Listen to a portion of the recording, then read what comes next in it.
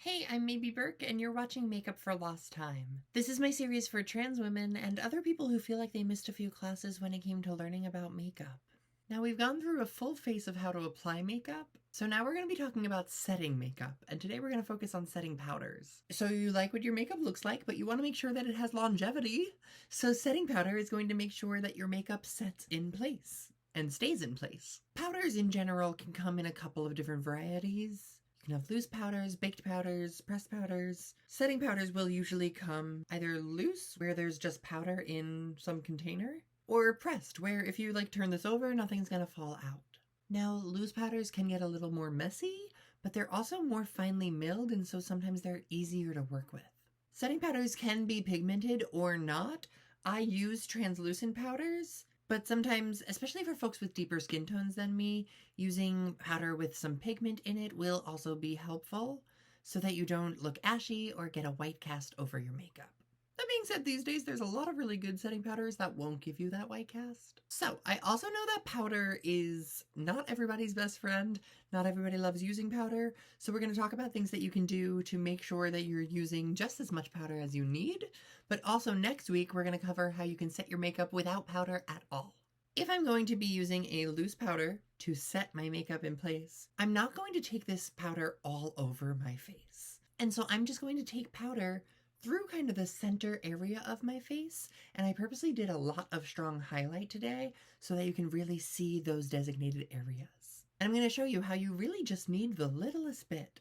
So I'm going to take a little bit onto my brush, and I'm going to tap off the excess so that I only have just a little bit to work with. I'm going to press it onto my skin, and I'm going to roll it a couple of times right across under my eye. And you might see while I'm doing that, it's going to take down anything that's a little shiny, and it's also going to start having some effect on smoothing my skin. Again, I'm just taking as much as I need, tapping off any excess, and then I can do that same thing across my forehead as well. And honestly, I love having a little glow poke through, so I don't need to use this everywhere. The one place I definitely might hit, this foundation I'm wearing tends to crease in my smile lines. So I'm first going to make sure that there is no creasing, because I don't want to set creasing in place. And then I'm going to do the same thing and just lightly dab and roll over where those smile lines would be.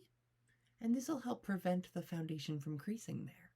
Now this side of my face is all set with just a little bit of powder. On the left side of my face, we're going to actually start with the same exact thing of making sure we use just a little bit of our loose powder in all of the areas we want to set and avoid extra creasing. And now this technique I learned from Joelle Phillips. After I've set that with just a little bit of translucent loose powder, I'm going to take a pressed powder on a powder puff. I'm going to work that into my hand a little bit to make sure it's evenly distributed on that puff. And then I'm going to press that right in under my eye. Now, if you're somebody who gets really cakey or really dry when you're dealing with powder, this extra step might end up being too much powder for you. But you might notice that you can see a lot more texture and depth under my eye on this side, and you're seeing less of that on this side because the extra step of powder is helping to alleviate that. So I'm just going to even this out on this side. And last but not least, creasing happens. You can't avoid it. We can minimize the likelihood of creasing. We can put it off for as long as we can. But creasing happens, texture happens. I have so many fine lines under my eyes. It just happens when I smile. I have a very expressive face. Your makeup doesn't always have to look like a painting in order to be good or worth wearing. You just have to be happy with what it looks like. Now, as I mentioned, this powder might be a little too much for some folks, and especially if you deal with dryness in your makeup or dry skin in general, you might not want to use powder or this much powder. And so as promised, next week we will talk about how we're going to set our makeup without powders, just using sprays. But for now, give this a try and let me know how it goes. And I'll see you next week as we make up for lost time.